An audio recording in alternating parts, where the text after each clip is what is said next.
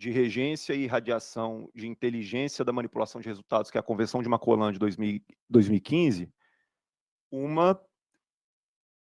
previsão de que a manipulação de resultados é um acordo, um ato ou omissão que vise alterar o resultado ou desenrolar da competição, discussão que foi aqui posta, a fim de eliminar no todo ou em parte a natureza imprevisível, discussão que aqui também está posta. E por isso foi discutido e defendido por mim que não é o caso de cartão amarelo, porque é imprevisível para quem? Os atletas do clube muitas vezes sabem, o próprio atleta sabe, a comissão técnica sabe, o clube não precisa divulgar isso, né? E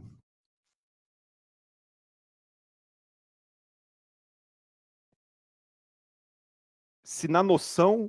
da Convenção de Macolan também não está encerrada essa inteligência, a legislação portuguesa que vem em 2024, portanto a legislação mais recente no tratamento de manipulação, prevê no artigo 17, 17º, um dispositivo específico de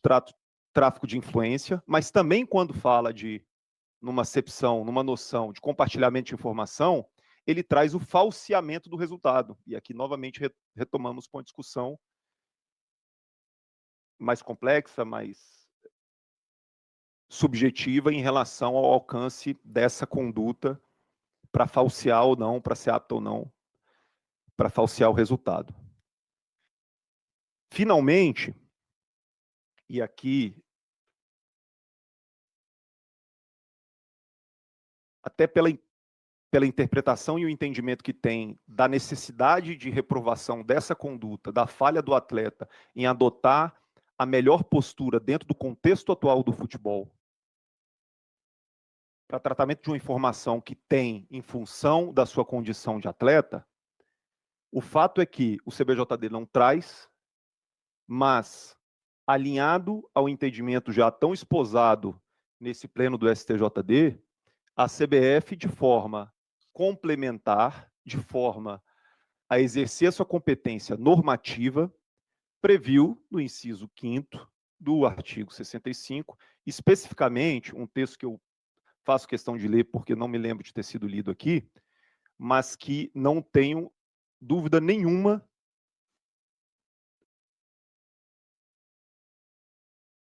compreende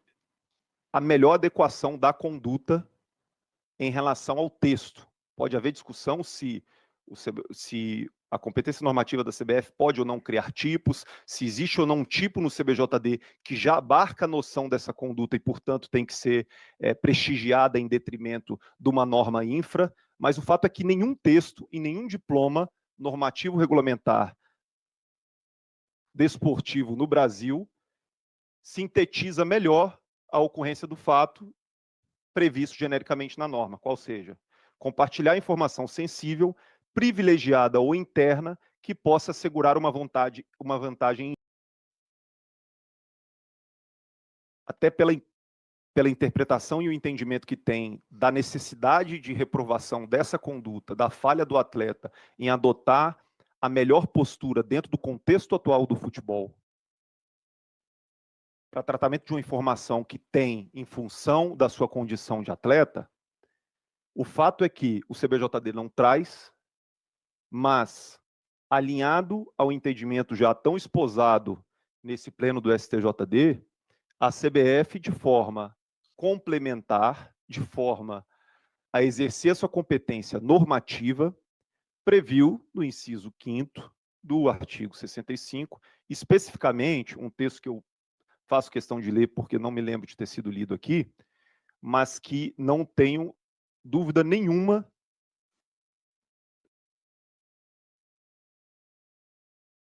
compreende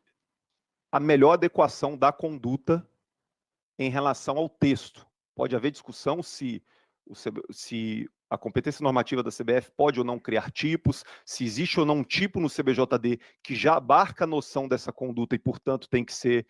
prestigiada em detrimento de uma norma infra, mas o fato é que nenhum texto e nenhum diploma normativo regulamentar desportivo no Brasil sintetiza melhor a ocorrência do fato previsto genericamente na norma, qual seja, compartilhar informação sensível, privilegiada ou interna, que possa assegurar uma vantagem injusta e acarretar a obtenção de algum ganho financeiro ou seu uso para fins de aposta. Parece que o texto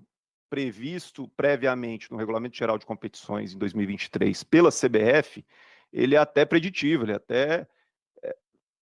assim, não vejo como não reconhecer a perfeita adequação do texto. Cabe aí, naturalmente, uma ampla discussão em relação a se o caso chega até esse texto, ou se ele se resolve antes. Mas esse texto, para mim, é o que não encerra qualquer dúvida, conclui a complexidade do caso e define, neste caso em especial, por maioria de 6 votos, a 2 votos, a 1 voto, com divergências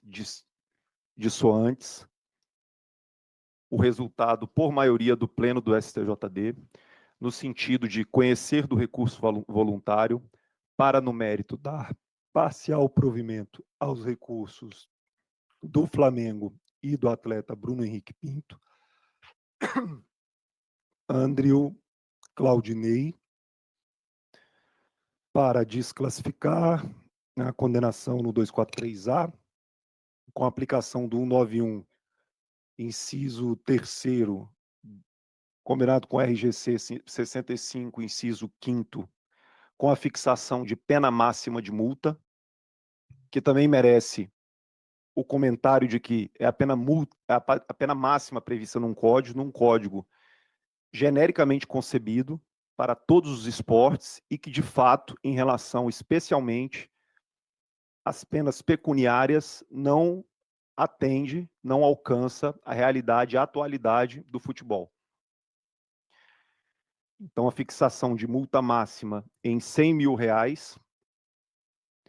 e, em relação aos demais senhores Andril, Claudinei, a mesma desclassificação, Douglas e Vander, sendo que, nos casos dos senhores, por se tratarem de amadores, não se aplica pena pecuniária, então, efetivamente, se tem a condenação para fins de afastamento ou consideração de reincidência em uma eventualidade futura. É o resultado.